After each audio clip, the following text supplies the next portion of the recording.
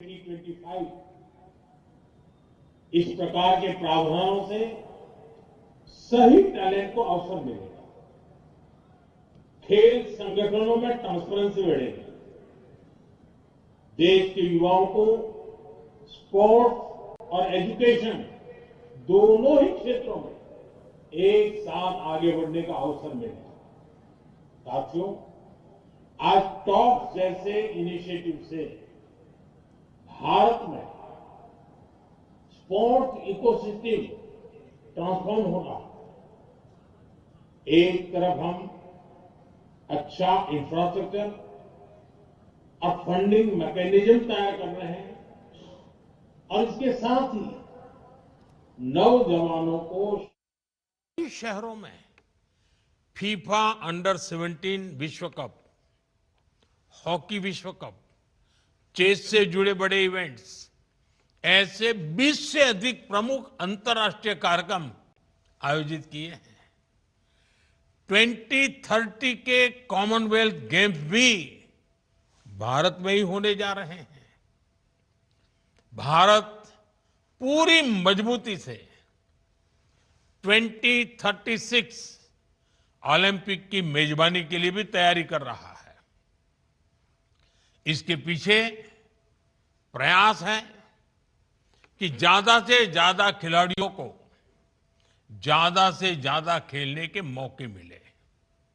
साथियों, हम स्कूल स्तर पर भी खिलाड़ियों को ओलंपिक स्पोर्ट्स का एक्सपोजर देने में जुटे हैं। खेलो इंडिया अभियान की वजह से सैकड़ों युवाओं को नेशनल स्तर पर आगे आने का मौका मिला है। अभी कुछ दिन पहले ही सांसद खेल महोत्सव का भी समापन हुआ है। इसमें भी करीब करीब 1 करोड़ युवाओं ने अपनी प्रतिभा दिखाई है। मैं काशी का सांसद हूं और इसलिए आपको ये भी गर्व से बताऊंगा कि सांसद खेल महोत्सव के दौरान मेरी काशी के भी करीब 3 लाख युवाओं ने मैदान पर अपना दमखम दिखाया है। साथियों, स्पोर्ट्स इंफ्रास्ट्रक्चर को लेकर जो बदलाव आया है, उसका लाभ काशी को भी मिल रहा है। काशी में आधुनिक खेल सुविधाएं बन रही हैं, अलग अलग खेलों से जुड़े स्टेडियम बन रहे हैं, नए स्पोर्ट्स कॉम्प्लेक्स में आसपास के जिलों के खिलाड़ियों को भी ट्रेनिंग का मौका मिल रहा है। आप आज जिस सीघरा स्टेडियम में खड़े हैं, ये भी अनेक आधुनिक सुविधाओं से लैस हो गया है। साथियों, मुझे खुशी है कि काशी बड़े इवेंट्स के लिए तैयार हो रही है।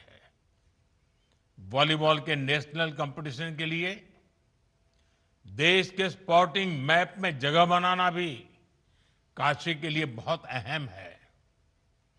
और इस स्पोर्ट्स इवेंट से पहले भी काशी में ऐसे कई आयोजन हुए हैं, जिससे यहां के लोगों को, यहां की लोकल इकोनॉमी को परफॉर्म करने के बड़े अवसर मिले हैं। जैसे बनारस में G20 की महत्वपूर्ण मीटिंग्स हुई, काशी तमिल संगमम और काशी तेलुगु संगमम जैसे सांस्कृतिक उत्सव हुए हैं, प्रवासी भारतीय लोगों का सम्मेलन हुआ है और काशी शंघाई सहयोग संगठन की सामूहिक राजधानी भी बनी है, सांस्कृतिक राजधानी के रूप में। आज इन उपलब्धियों में ये चैंपियनशिप भी एक रत्न के रूप में जुड़ रही है।